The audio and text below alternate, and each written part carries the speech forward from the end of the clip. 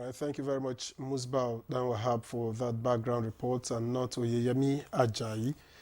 But let's get into the conversation by introducing our guests who are already here seated with us in the studio. Let me begin by introducing Professor Abiodun Adeniyi, who is Dean, School of Postgraduate Studies at the Bayes University.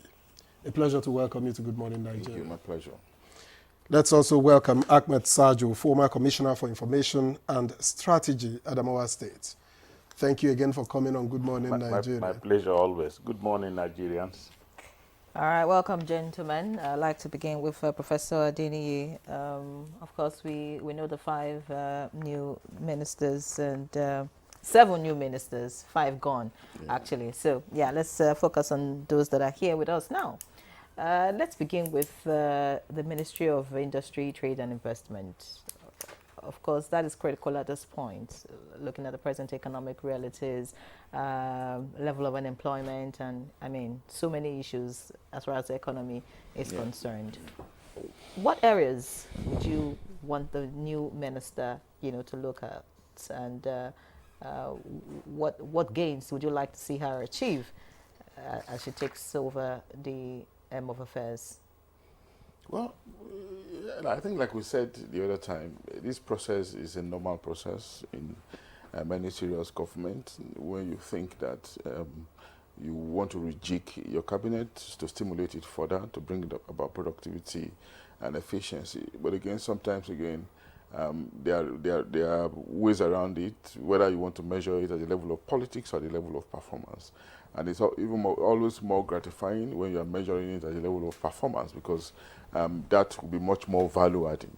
But in any case, we have seen this development now. It is upon us, and we'll have a new set of ministers. And to the specific question of what we're expecting in trade, industry, and investment, of course, so much, we're a country that is monocultural, solely dependent on oil. And over the years, we've been talking about diversification, we've been talking about steel development, agricultural development, and of course, every other area that can add, that can combine with oil, to generate wealth, resources, income, as the case could be. Trade, industrial, and investment is one such area, and of course, it's an area that has been less, focused on in many years because of our obfuscation, because of our deep belief in the oil sector.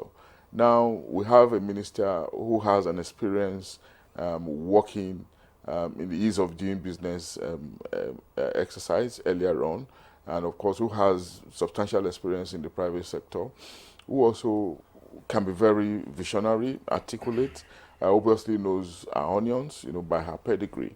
And what we're expecting her to do in this circumstance is to bring to bear, her ability to initiate processes and see those processes implemented.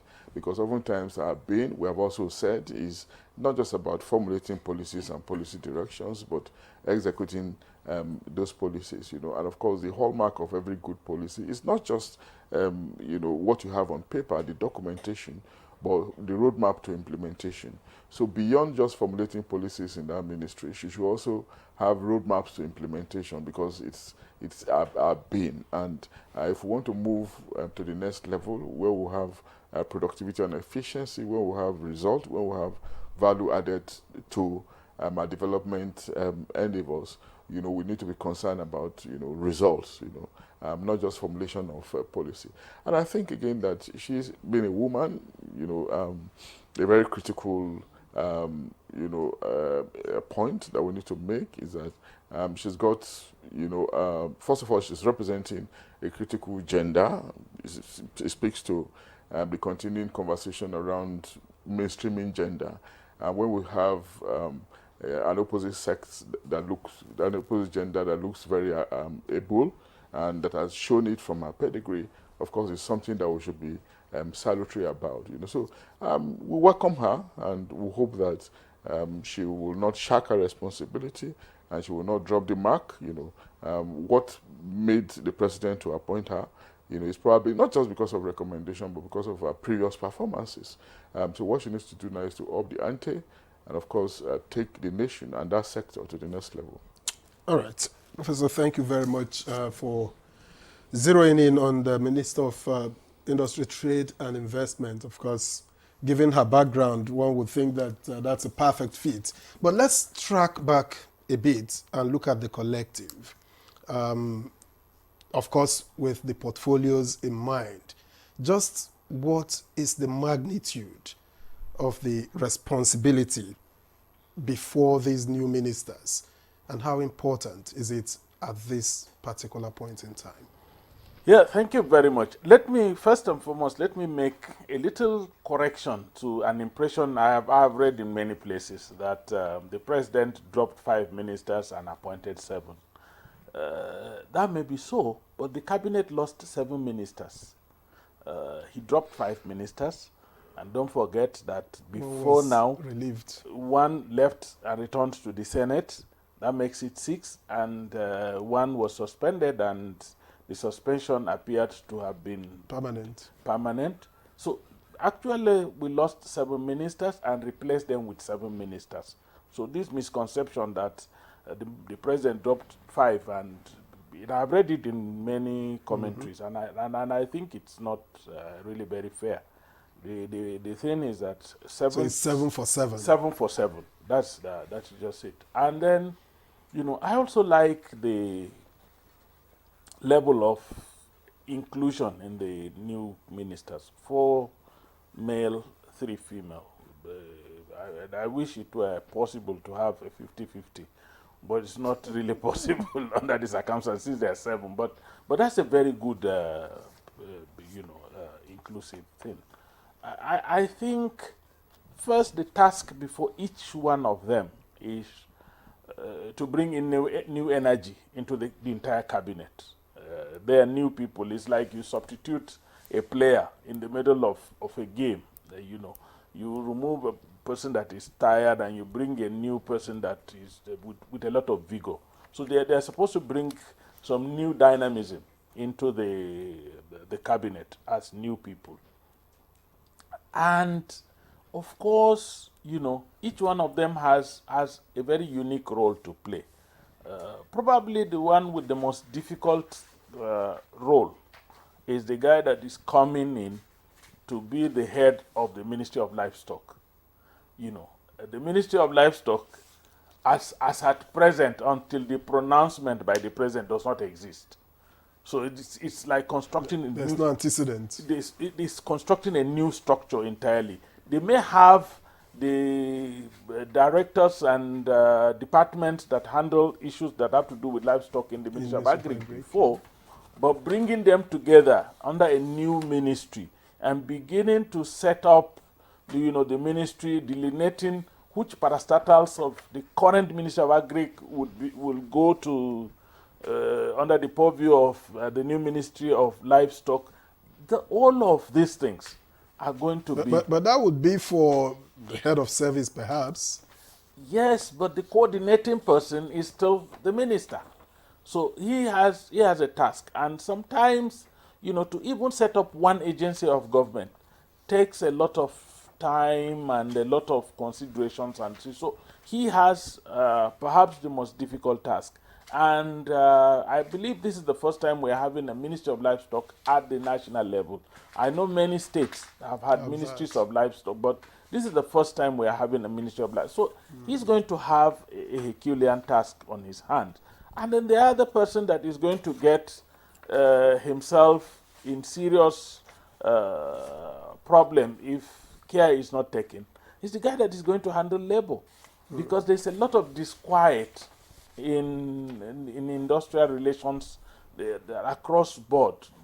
Unions already saying, look, even the new minimum wage is no longer a living wage, and all that, and then there will be questions about consequential adjustments, questions about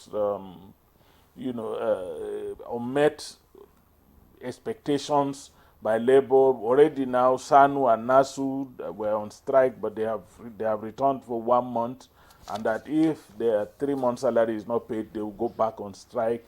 And so the Labor Ministry is going to be very, very active, and we hope. Then the man going to take charge of humanitarian affairs? I don't know whether all eyes on him. I don't know whether the president has felt that, you know, the two previous ministers were not meant. So now let's bring a man and see whether he will do different. But all eyes will be on him because he has to, as a matter of importance, he has to leverage on technology, you know, to achieve the results he wants to achieve. Nigerians are asking questions about how to identify vulnerables for intervention. What method are you going to use? What are you going to, you know? So he has to find a way to ensure that the data that he will capture of people who are vulnerable are data that can be made available on request. For example, say I want to know how did you arrive at this, and he says, look, check. Go to the list from your state, look at the people and tell me whether they're actually, you know, vulnerable or not. So he needs to do a lot of data harvesting and, you know, and make it as transparent and as open as possible. My brother had already spoken about the trade and investment. Every day we hear stories about, you know, industries folding up. We need to bring back the life. And I tell you that if you go to some of the industrial hubs, especially in places like Kano and Kaduna, you would not help but shed tears. We need to bring back the vibrancy of our industrial sector. But unfortunately, you know, you cannot have an industrial sector that is functional if you do not address the power sector. And the power sector of recent has been having some hiccups. So the Minister of Trade and Investment must, as a matter of course, coordinate, liaise, and work very closely with the Ministry of Power to ensure that there is power in industrial hubs so that the industries can come up again.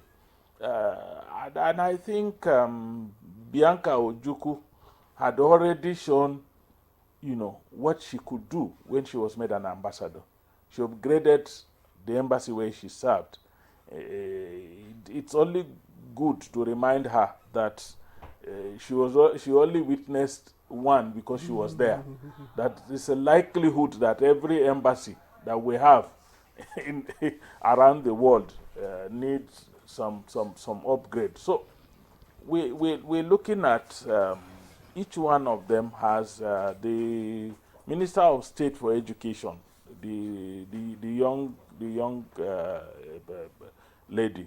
It's not only a medical doctor, but she's also an academic, and she's a gender activist. She's written quite a number of articles in that field, and we expect that she would bring those experiences to bear, because girl-child education is still a bit of a challenge. A challenge, except in probably only one state, in Anambra, where their problem is boy-child education. In all other places, it's girl-child education. But they will argue that they have education in apprenticeship, but not all education is formal.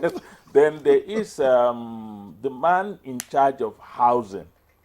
You know, housing is key.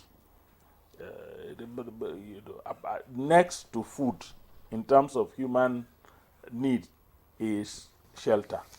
And we still have a huge housing deficit. I understand he worked in a housing corporation.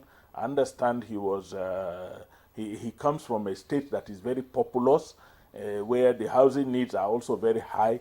I hope that they understand all of these requirements and do. But by and large, I can safely say that the task before them is to bring new dynamism. And don't forget also, and that this is very important, the fact that the president has rejigged his cabinet is an indication that even those that were left behind in the cabinet must now sit up, because the president may again do it. So that's important. All right. Many thanks, Honorable Ahmed Sergio. While you were talking, we had join us Dr. George Agbakahi, a policy and public analyst. Many thanks for joining us, Doctor. Thank you very much for having me. All right, so just late. continue the conversation now, and of course I'd like to get to Professor Adeniyi. While Honorable Sajo was talking, he talked about the Ministry of Humanitarian Affairs and talked about leveraging on technology, having to get to those, who are actually poor and needing the aid. But there's a conversation around if we should still focus on handing financial aid to people, if that is the way to go long term. Okay. And then if there are other ways to look about this humanitarian issue and deal with it once and for all. Okay. First, let me just add to our discussion on what we expect of the Minister of Trade and Investment. We know oftentimes we talk about foreign investments, but the kind of investment we mainly get are those ones, that we can regard as portfolio, coming in bonds, equities, and bills, and such like that. And those ones are not necessarily long-term. They have a way of not impacting on the economy in terms of the creation of employment, the stimulation of the multipliers, which will lead to overall growth and development. I think, the minister will probably need to focus on that, helping to generate or create policy directions that will encourage long-term significant investment, the type we're having in the 70s and the 80s, which are probably exited, many of them now exiting the country. What can we do, to prevent the continuous exit? Yes, we know that we have problems of power, but what other, incentive can be created, to encourage this sustainable, stable and sustainable kind of investment for the long-term benefit of the country, as the case could be. So having said that, again, to your question on humanitarian, very, very important question, because it's a ministry that is supposed to minister, to the poorest of the poor, But again, we also know that there are better institutions, there are better structures, there are better ways of doing this, and we have seen it happen around the world. The US, for instance, they talk about social security system, in the UK, for instance, they have, a sustainable welfare system. These are safety nets created by nations' systems, to help those who are poor. And the strength of a nation is not measured, by the volume of the rich that nation parades or the amount of wealth evident in that country. It is largely measured by how well they tender or they tend to the poorest of the poor, those who are vulnerable. And most societies have these aplenty. And of course, the Ministry of Humanitarian Affairs and Disaster Management also, came in to respond to this need. But beyond us having a ministry, we need that process ingrained in our system in a much more sustainable way, not in the knee-jerk episodic way that the ministry often does it. Handing over cash. It's not, it's like the popular proverb about giving somebody a fish to eat rather than teaching the person How to fish. It just speaks to what we're talking about. We need a system that is much more sustainable, institutional system. By the time we have that system, you see less dependence by the poorest of the poor on people like fellow citizens like them who are supposedly well off. And of course, that's why you see the preponderance of begging. There are different levels of begging in this country, not just those on the streets, but even among workers, middle-class workers, low-income earners, permanently begging to pay school fees, to pay hospital bills, for transport money and all of that, because there's no system, there's no safety net provided by the state, by the government machinery to assist them.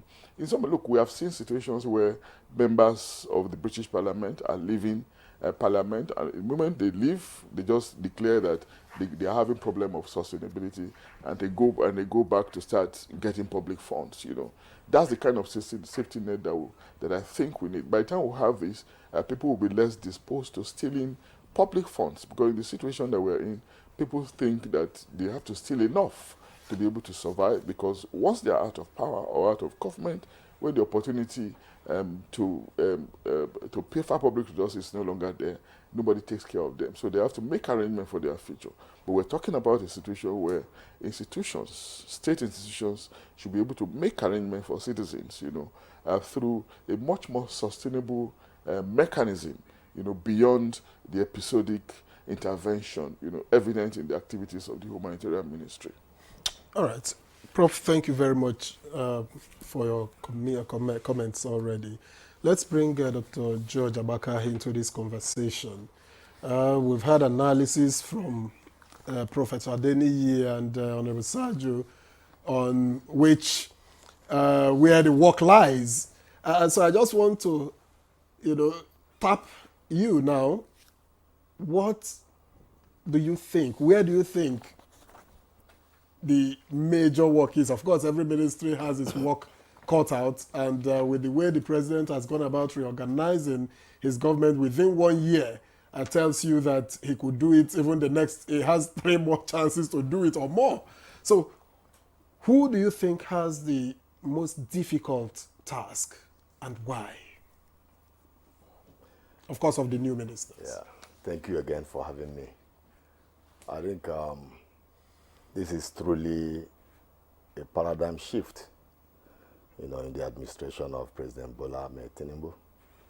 And the new ministers need to see this. We need a definitely new approach. The gentlemen and ladies that were recently appointed as ministers, to me, are individuals of immense integrity that have done pretty well in their various fields. I'm very much concerned about the Ministry of Livestock Development. I know fully well that the current ministers, the Minister of State of Agric, Senator Kairi, as well as Senator Abdullahi, the Minister of State, they are really doing pretty good job, in the area of agriculture, particularly by introducing dry farming, with irrigation. Dry farming is currently going on in Katsina State, it's going on in Jigawa, and few other states in the north. But I believe the creation of livestock development ministry is critical because Nigeria is really failing in the area of dairy production. Just for example, if you come to Africa as a whole, Nigeria has the largest number of cattle, which is about 22 million. You compare it to countries that are of, similar size like ours. South Africa has 14 million, whereas Kenya has 18. But ironically, Nigeria produces 560 liters of milk in a year, while South Africa, that has, like I said, 14 million cattle, produces 3.2 billion liters. And Kenya, on the other hand, which has 18 million, produces 3.4 billion liters, of milk annually. So something is wrong somewhere. So I believe the creation of this ministry and the appointment of, I think, is it Idi Mokhtar, that used to be the head of Kaduna Refinery, I think Nigeria has a lot to gain. Can you believe Nigeria spends about $1.5 billion annually in the importation of milk and other dairy products? So I believe that particular ministry is critical because when we start producing milk and other dairy products, we can be exporting to other African countries, and that will increase our foreign exchange reserve. So that one is critical. I also appreciate the appointment of Bianca Ono, to the Ministry of Odumegwu Ojukwu, yes, to the Ministry of Foreign Affairs. I think this is a pretty good addition. I've heard some people in some quarters talking that it is politically motivated. I don't really see it that way. This is a woman of profound integrity who has done well in this area.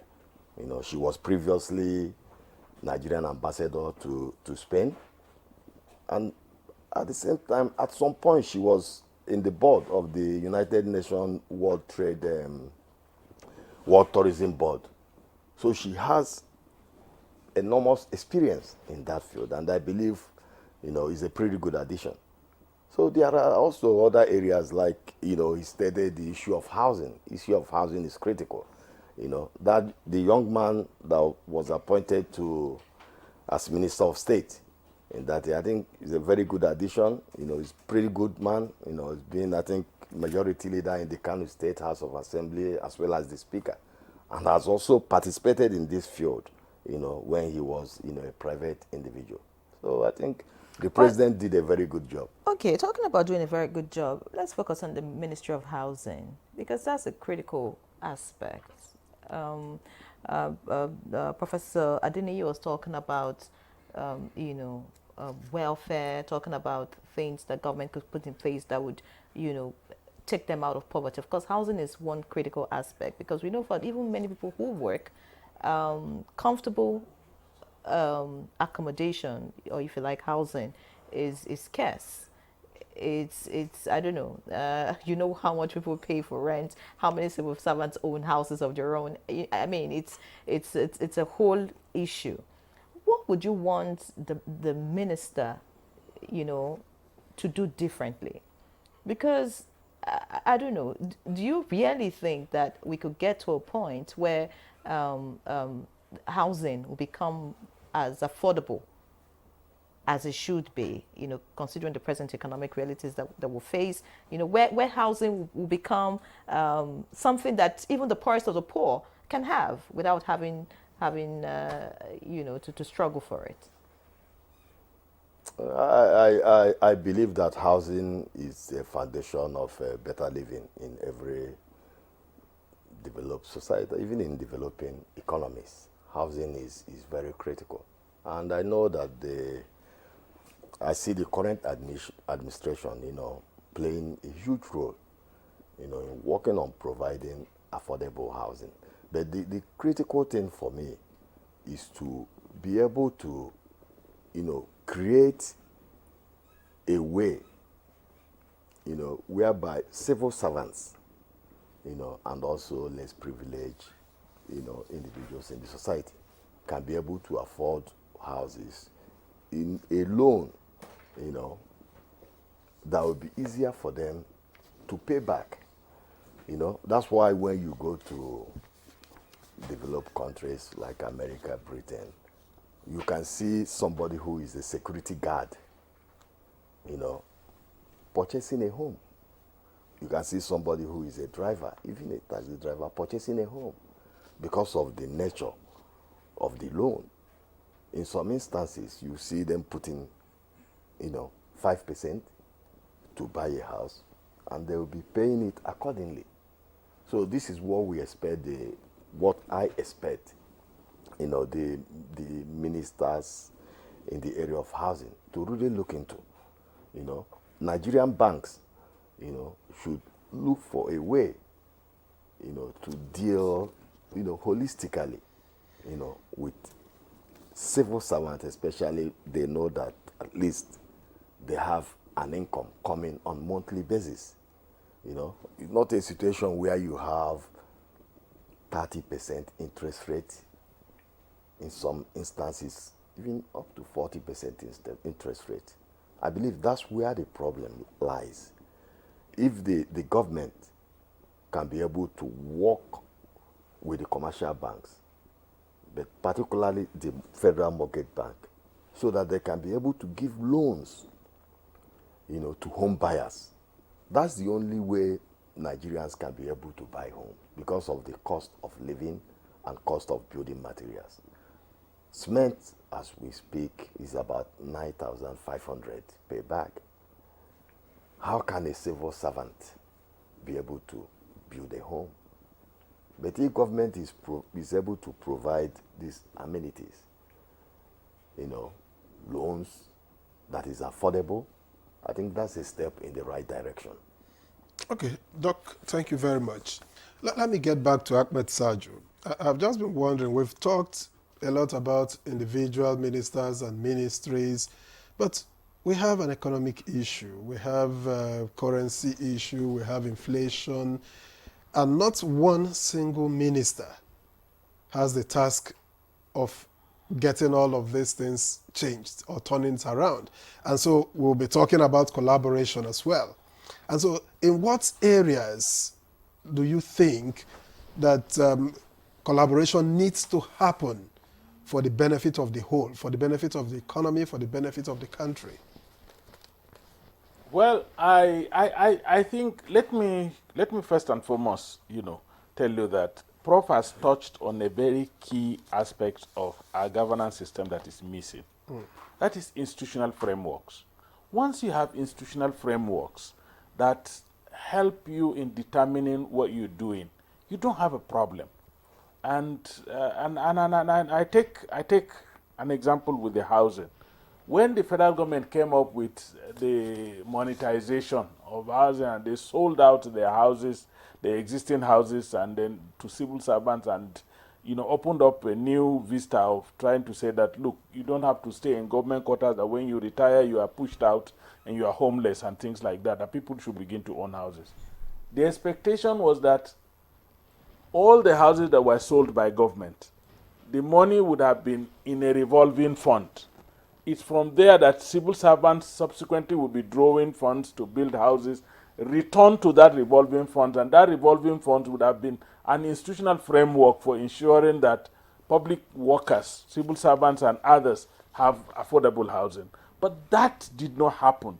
The houses were sold in practically all the states of the Federation. Nobody can tell you this is what we did with the money of the houses that were sold. And so our chance of establishing an institution with a revolving fund that would have been multiplying houses for people to acquire, we lost it. So institutional. Now, when he was speaking about the Ministry of Livestock, for example, I hope and I pray, and my brother Muktari Idi must understand this from the onset, that ministry is Ministry of Livestock, not Ministry of Cattle Stock. It's very, very important. It's very, very key. Before people will now wake up one morning and tell you that we need a ministry for piggery, we need a ministry for poultry, we need a ministry for fisheries, we need a ministry. I think that ministry should first and foremost have a helicopter view of the livestock sector in Nigeria, all of it, and begin to design. While, for example, milk and dairy products are very, very critical, there are other critical aspects in the other livestock sectors that we need to develop as well, so that we can have a holistic development in the livestock sector. The job before Mutari Idi are just two. First, he has to modernize our livestock sector. All this nomadism and things like that must end, because they come with two setbacks. First, when the cattle move around, it's very difficult for them, to have reserve energy sufficient enough to fill up their udder. So the milk production itself is affected by this nomadism. So even if we want to do 10 billion liters of milk, if we do not find a solution to the nomadism involved, and if we do not begin to identify breeds, and I can tell you this, that if you want, for example, in the Nigerian breed of cows, if you want quality beef, you promote Gudali. If you want quality milk, you promote Bunaji. If you don't know all of these things, you need to modernize our livestock system to be able to identify even down to the breeds that provide more of this or more of that. That's one. Today, if you go to the market, a crate of egg is rising to above 6,000 naira. Meaning, soon we're going back to what used to happen to us. When we were kids, we wanted to eat egg. They say if they give a child egg, he will learn to steal. So we were stopped. Now we have grown up, we want to eat egg. They will tell you you will get cholesterol. I said, look, my friend, at what point in time in my life will I eat egg? but the truth about it is that egg... It's because of the cost. You think it's because of the cost that... Egg is getting out of hand, so we need to modernize our livestock. And we need to incorporate fisheries and aquaculture within our livestock setup. Because one of the sources of protein for our livelihood, for our health, is fish. So we have to look at it, like I said, Mutaridi has to have a helicopter view of the livestock sector. And then second major problem he has is to restore the symbiotic and very brotherly relationship that used to exist between herders and farmers, so as to eliminate the annual clashes that results in insecurity. Because when we were growing up, I know this. I stayed in Ruga, so I know. And I know Mutari also did the same, so he knows that when we were growing up, the best of friends in any community were the cattle rearers and the farmers. And they had a very good symbiotic relationship. At the end of the cropping season, the farmer will take away whatever he wanted and he will leave the chaff on the farm. He will invite the cattle herder to come and stay on his farm. The cattle will eat the chaff that was left behind, and then the droppings of the cattle will manure the farm for next cropping season. It used to be a beautiful symbiotic relationship. And all of a sudden now we have what we call farmer-herder clashes. Thank God it's abating, but it has to end. And then in the past, we used to confine, there is a way we think of crop production as just rain-fed. Now we have crop production that is, dry season farming that relies on agriculture, on irrigation. What happens if you leave your cattle loose during the dry season, thinking that the farming activities had abated so they could go anywhere, and they go into a dry season farm and destroy the farm? So these are the dynamics that they have to do. But by and large, what we expect from all of the ministers, not just the new ones, but even the old ones, is to actually address the situation in the country today. Anybody that tells you that all is well is not telling you the truth. Things are very difficult. Things are hard. Surviving in Nigeria today is a miracle. We're looking up with a lot of hope that these difficulties will be worth our sacrifices. We will have a better and brighter future. All right, and the people that will drive that are the ministers that are supposed to help the president deliver on the mandate that Nigerians gave him. Talking about a bright future, of course, you must talk about education. And that ministry has been completely rejigged, because the minister now is Tunji Alausa, who was in health.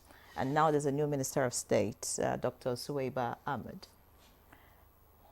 Looking at what the previous ministers in that ministry, Tahir Maman and of course Sununu, did, I don't know, Prof, this is to you, because you that's your field. You know what's happening. Looking at the reforms that they try to bring, would you want these new ministers, to continue in that line, or you want to see something different? First of all, Tahir Maman, professor, is an outstanding person, somebody with accomplished credentials, if you want. My former vice chancellor, a senior advocate of Nigeria, former director of Nigerian Law School.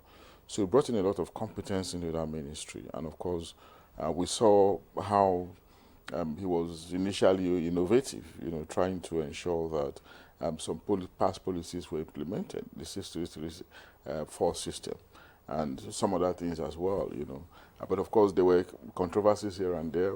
That's not unexpected in a country like this. In fact, any country for that matter, when there's something any kind of policy will be greeted with mixed feelings, some positive, some negative. He did his bit, but unfortunately, he was discharged, like the president put it. And I want to believe very strongly so that he was discharged not because of performance, but because of politics. You know, I can argue that on and on, because we saw his trajectory, we saw how he was going, you know. But now we have a new person, you know, who is also well exposed, you know, largely based in the United States before he came to this country, you know, an accomplished surgeon as well. And with his exposure, we do not expect anything less from him other than an equally outstanding performance, you know. But of course, he has some difficult areas to resolve, you know. ASU is still agitated because of unmet agreement, 2009 agreement, you know, and of course, the deplorable state of the universities, infrastructures, utilities are absent, and that area is very tricky. We hope that he will muster all the wisdom available to him to resolve the perennial, almost intractable crisis with the Nigerian universities through the instrumentality of ASU. And there are other levels of workers too, you know, and that are also agitated. You know, that is also in his hands. You know, what about IPPIS? You know, then what about the declining regard for Nigerian institutions at the level of quality? Most elites, it's just that now that there's forest crisis, elites are beginning to think inwards with respect to where they want to train their wards. Before now, you know, elites would never imagine that their wards will go to school in this country. Most of them take them out. They are not taking them out for fun, spending heavily. They are taking them out because they believe that it's only in Western countries or in some other countries that they will get the best education. You know, what are we going to do about this? And of course, I imagine that there should be short and long-term measures, you know, which the ministers should necessarily come up with. He has been in the United States of America, and of course, is the bastion of development. You know, where else do you want to learn about development if not a country like that? So he has consequential exposure, and we expect that he will bring that to bear. And of course, he's also being complemented by somebody who is also in the education sector, like Elijah mentioned earlier on. You know, she has a PhD. I don't know if it's a PhD or a medical doctor. It's a PhD. It's a PhD, yeah. Education related field.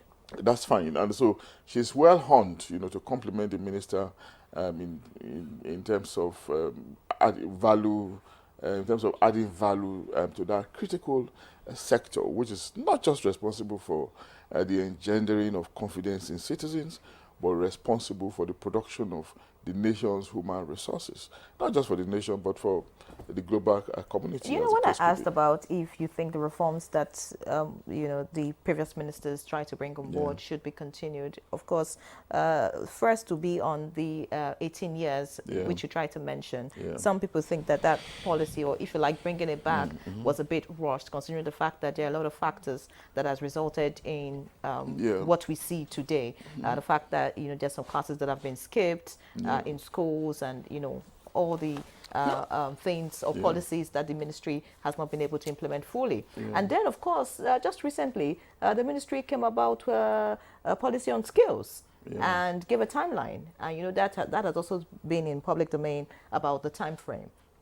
Talking about starting in January, for example, when, you know, students would have bought books and all of that, and how it was going to work, knowing that some of these public schools do not even have labs for, you know, the basic things like introductory technology, and now you want to bring other skills. How would, you know, this be implemented? So would you think, would you expect these new ministers, you know, to look at something different, or still look at these policies and implement them as earlier scheduled by the previous ministers? Okay, sometimes in the public sector or in any system, sometimes there are reasons why you can backtrack on a policy. It may not necessarily because the policy is wrong, but because there's a groundswell of public opinion against it. And so in the meantime, you just think that you want to pander to public opinion.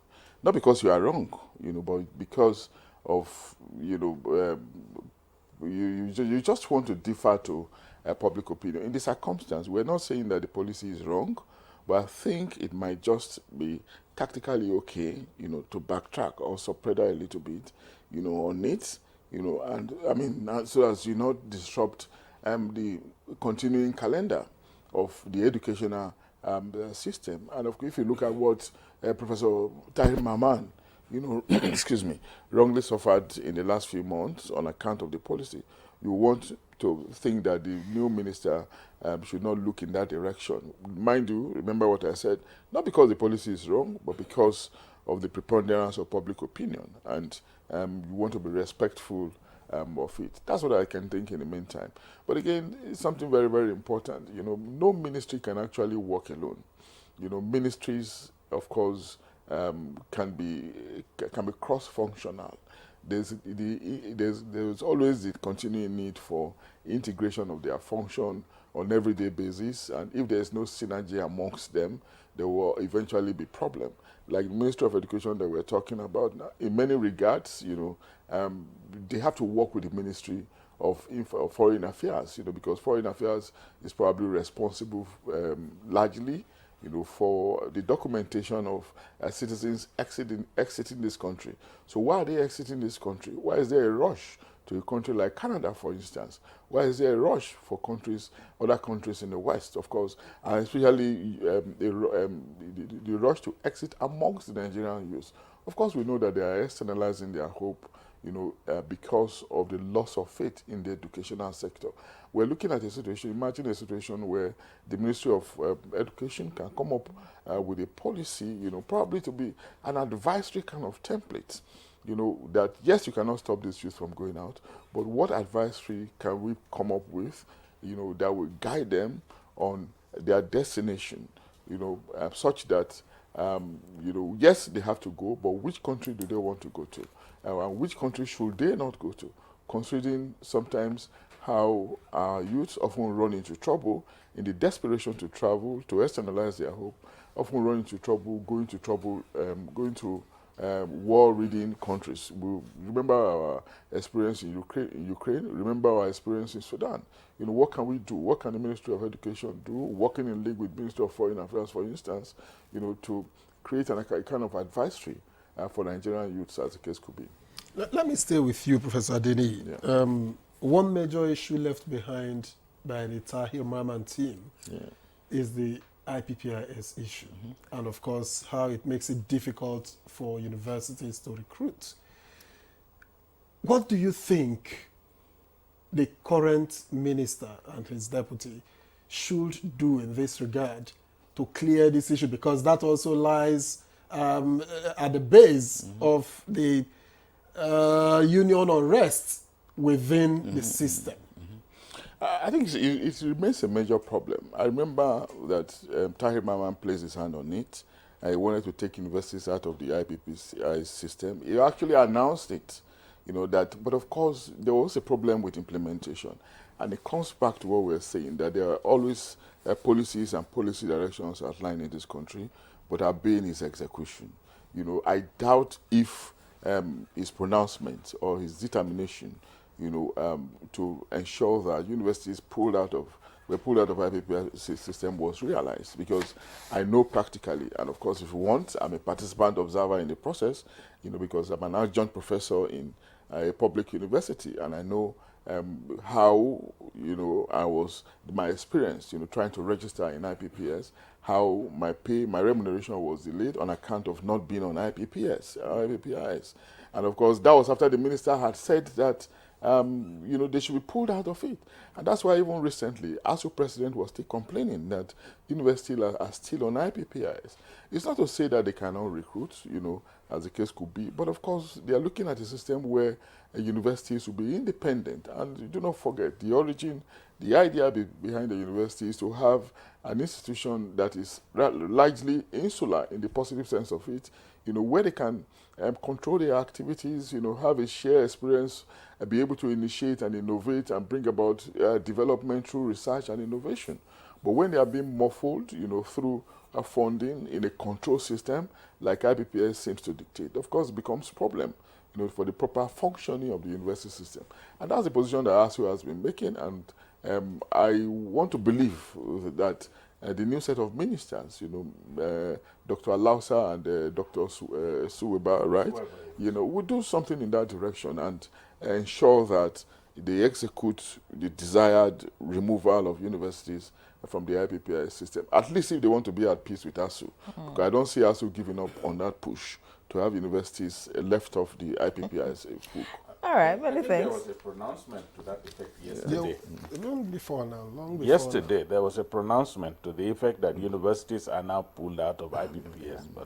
But practically speaking, I believe one of the major problems with our tertiary institutions is the infrastructural decay. I think we all know that education is key to the development of every society. But in a situation where the environment, where our children, attend all these public universities is pitiful, majority of the universities, it has become a common knowledge that most students cannot even go and use toilet. Most of them carry pole, most of them enter the bush to go and defecate. It's called short put. That is the truth. I'll pause you. I'll pause you there, Dr. Agbaka. That is the truth, and it's wrong. I'll pause you, Dr. Agbaka. Of course, the issues are numerous, and we hope that the ministers can handle them. But on the program, we'll pause for a break. All right, welcome back. It's still Good Morning Nigeria, live on the network service of the NTA. And our guests are still very much with us. We're talking about the task ahead of the new cabinet ministers. And I'd like to get to Honorable Ahmed Sajo now. When Dr. George Agbaka was talking, he spoke about Bianca Odumegu Ojukwu and the fact that some people have pointed to her appointment as being political.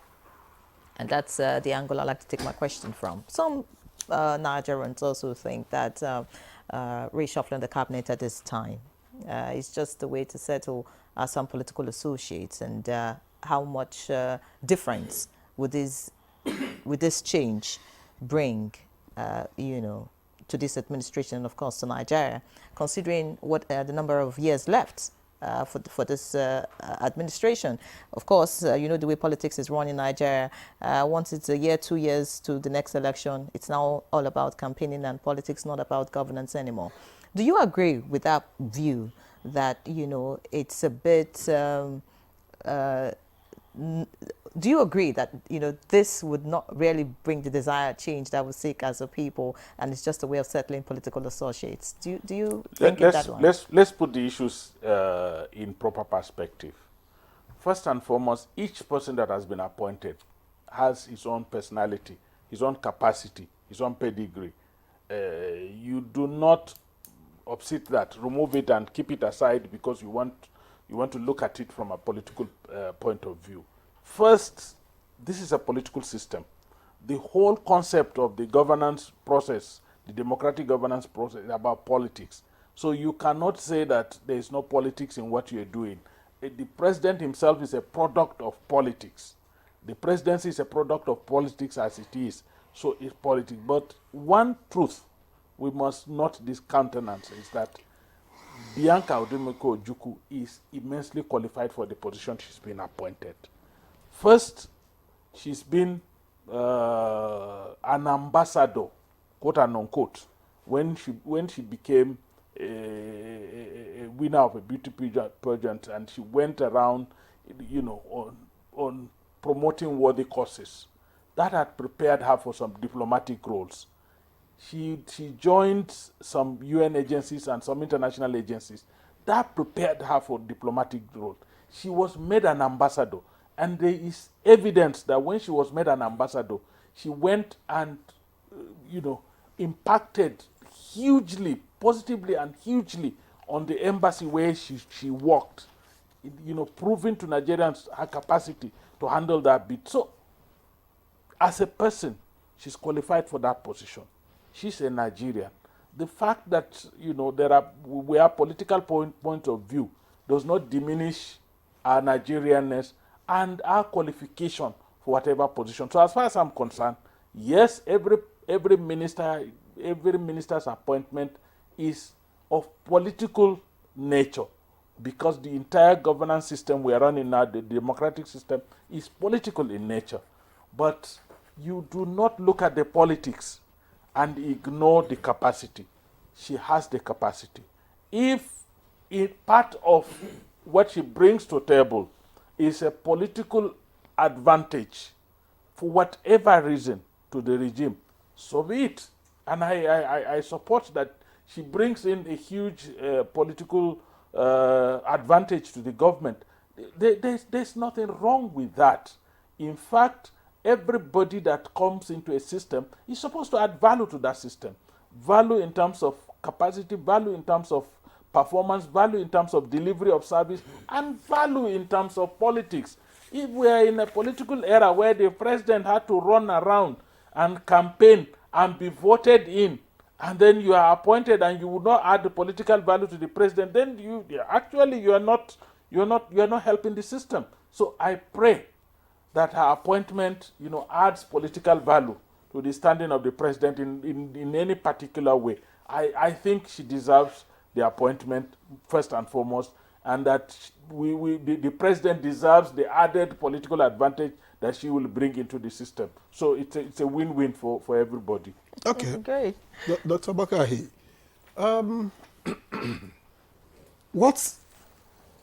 let me put it this way, how important is continuity? And when I ask this, it goes beyond the new appointees. It goes even to those who were, became either beneficiaries or product of the rejig in certain ministries, because, well, it's a 4-year term, 1 year gone, 1.5 perhaps. Should we begin to take new directions, or how important is it to be able to have a grasp of what has been done or is being done and attempt to continue? Of course, if it is the right direction in the opinion of those saddled with that responsibility. I think when President Bola Ahmed Tinubu came on board, we noticed that there is basically a paradigm shift from what was going on in the previous administrations.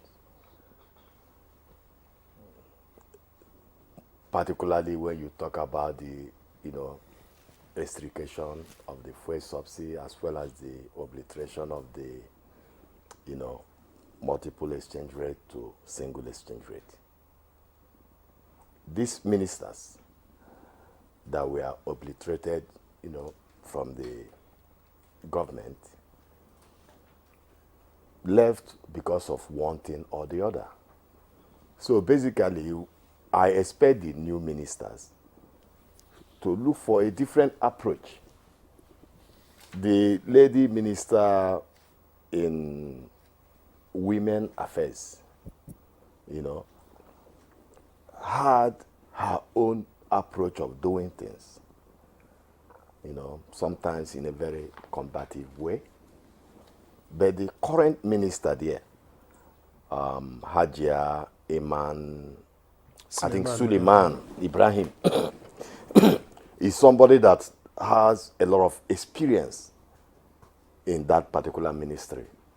I remember she's been a federal commissioner in the area of refugee, and she has headed NAPTID.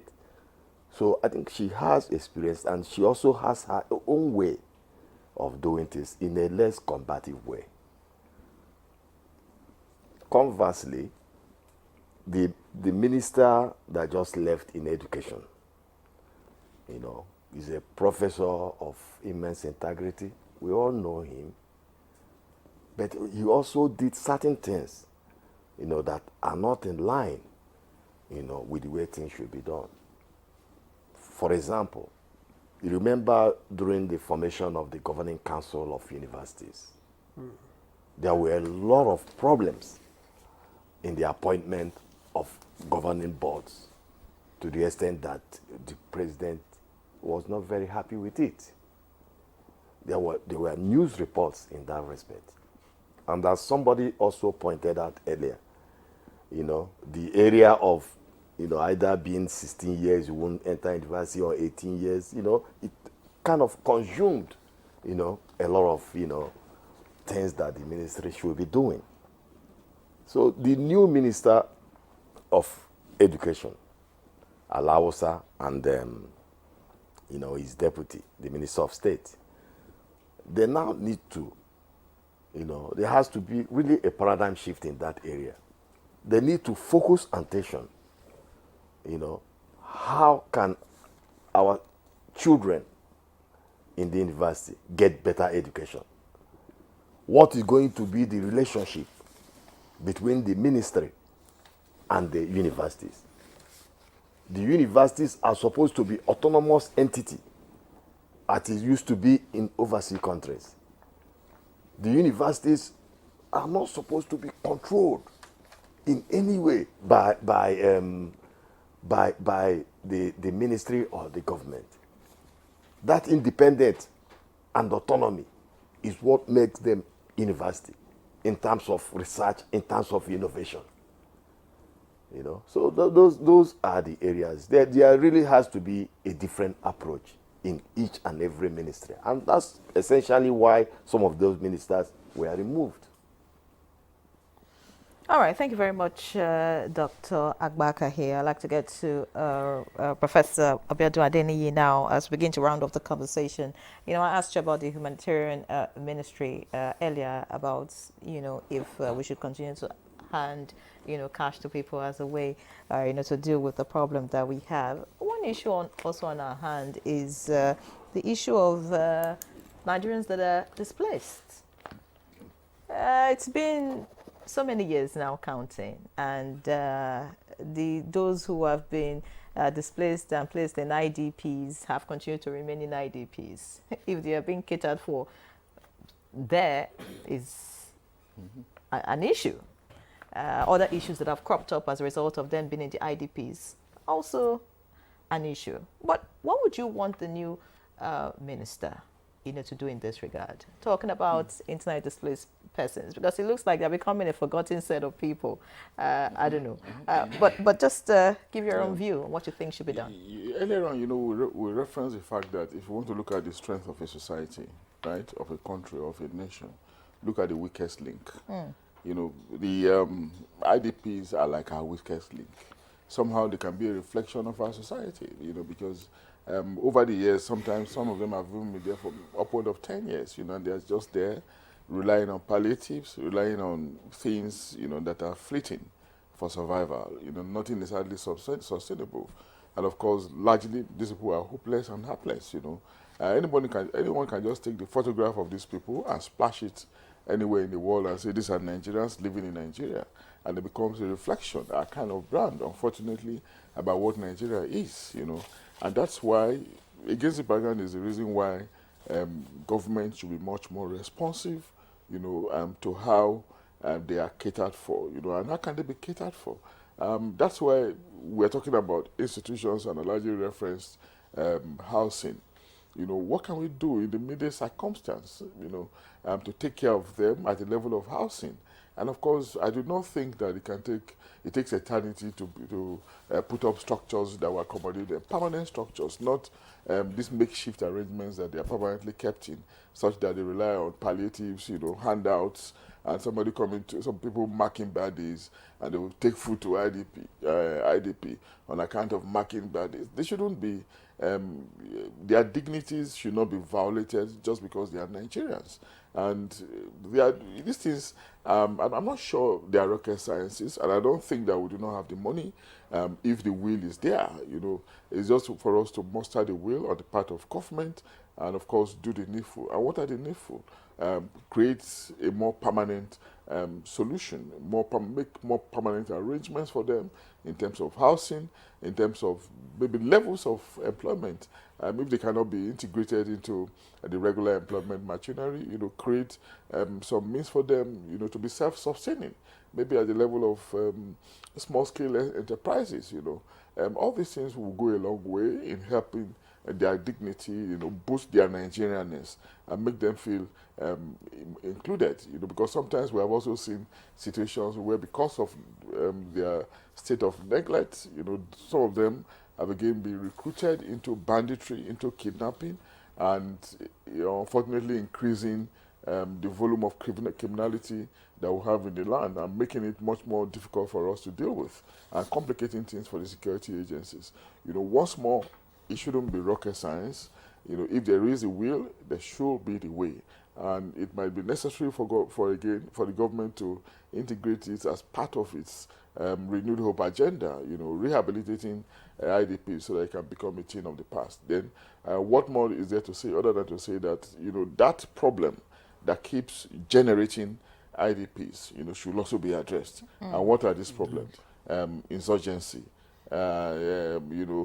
sporadic attacks, in some localities, and all such things. It should be as well be addressed on the long run, so that we can have, if we cannot eliminate criminality, violent criminality on the whole, we can at least mitigate it. All right. Well, Thank you, issue Prof. of IDP, I'm sorry, there's a perspective that is a little bit different. And I want us to understand one thing. I served as chairman of Durable Solutions Committee in my state for like 4 years. And I handled their IDP issues. We had 26 IDP camps when I was made chairman. And by the time I left only 4. I've closed down 22 IDP camps. And I understand, there are a lot of issues in this IDP thing. There were IDPs that we discovered had vehicles and kekena pep and taxis outside while they were still living as IDPs. There were IDPs that had built houses and people were renting their houses, but they were still living as IDPs.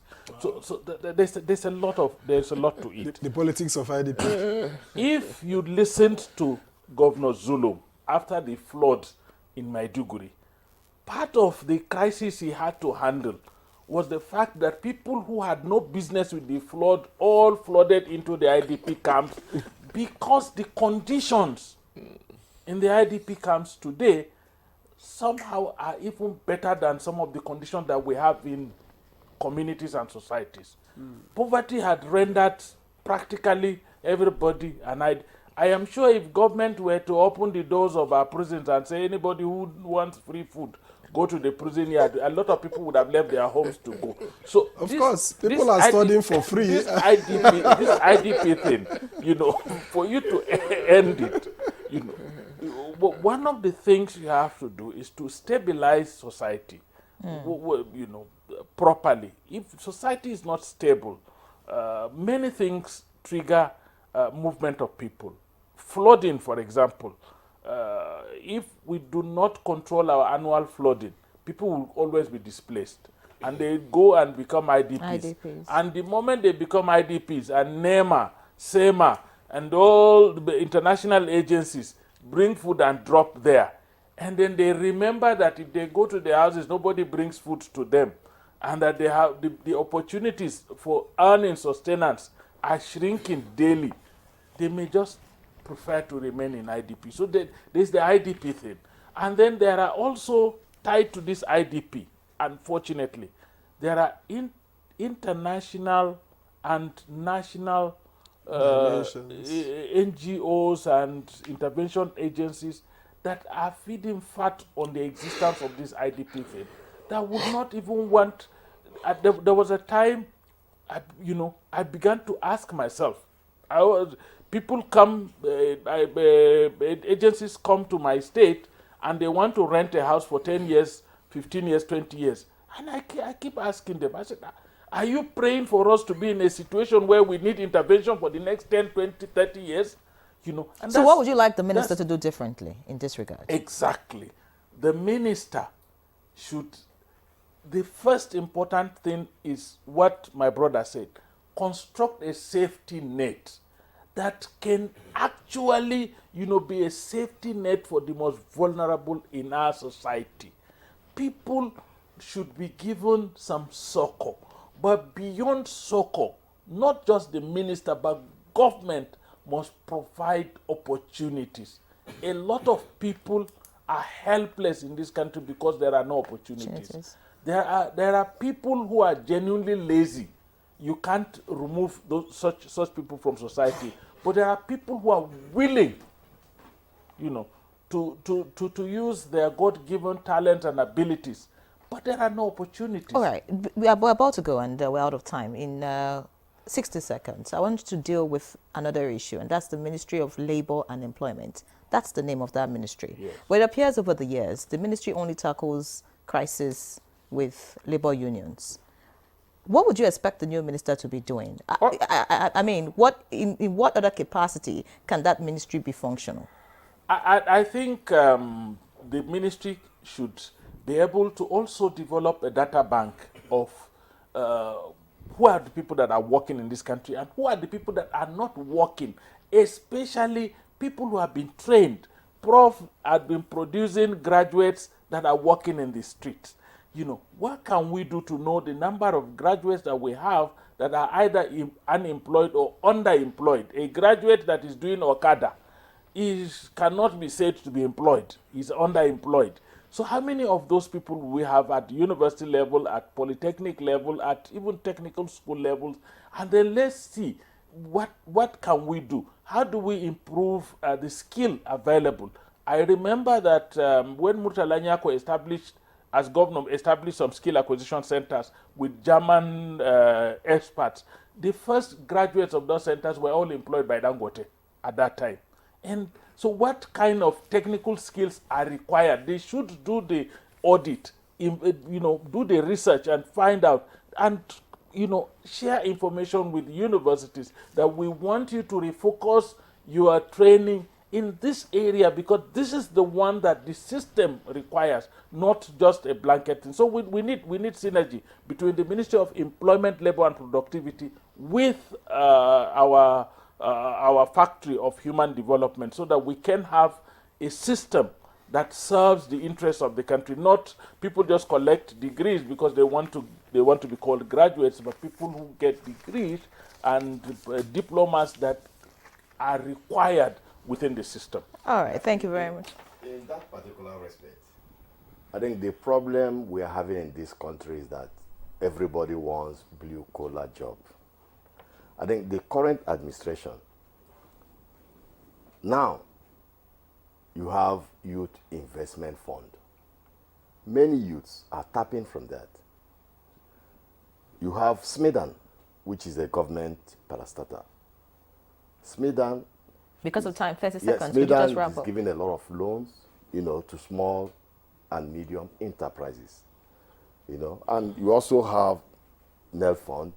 So there are a lot of other areas people can tap into. It's not only government work. They should borrow a leaf from Imo State. The governor of Imo State, Senator Hope Uzodinma, has instituted Scale Up Imo, where youths are being trained on computer and computer-related, activities, after which they get employed, from computer companies. Thank you very much. Working. Thank you very much, Dr. Agbakahi. In 10 seconds, I don't know if it's possible, Professor Deni, your last words. We should just know that we have a nation to build. Okay. And against that background, all of us, all citizens and leaders, should be much more conscientious in whatever they are doing. Thank you very much. A fine place to leave the conversation. Many thanks, Professor Abiodun Adeniyi Dean, School of Postgraduate Studies, Beige University. Many thanks for being our guest. We do appreciate you. Honorable Ahmed Sajo, former Commissioner for Information Strategy at Adamawa State. Thank you for being our guest. It's now time for the handing over ceremony. I hope you remember. And of course, Dr. George Agbakahi, Policy and Public Analyst. Thank you so much for being our guest today. We appreciate you. Thank you for having me. All right, so that's Good Morning Nigeria this Tuesday. Thank you so much for being there. Have a great day. And enjoy the rest of your day.